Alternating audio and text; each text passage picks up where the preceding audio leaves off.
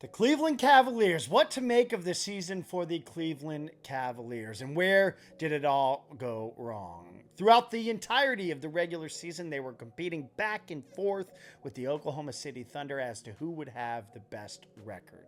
And I think a lot of people were out there asking, hey, which, if not both of these teams, are for real? Are they frauds, or is this going to be the NBA Finals preview in those matchups that we saw, just the two across the course of the regular season?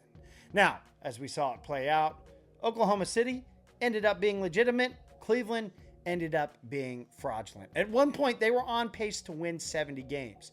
Darius Garland, I would wager to say there, is not a player whose reputation suffered more in the playoffs throughout his injuries and his defensive lackingness, I will call it.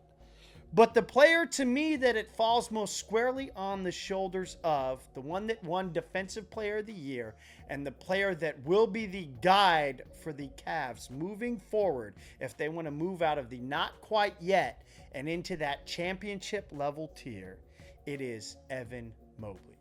Is Mobley good enough to be a championship caliber player, a dominant player that can take over in playoff games? We know what Donovan Mitchell can do, and Donovan Mitchell, it seems, is fully bought into Cleveland and where Cleveland is trying to go.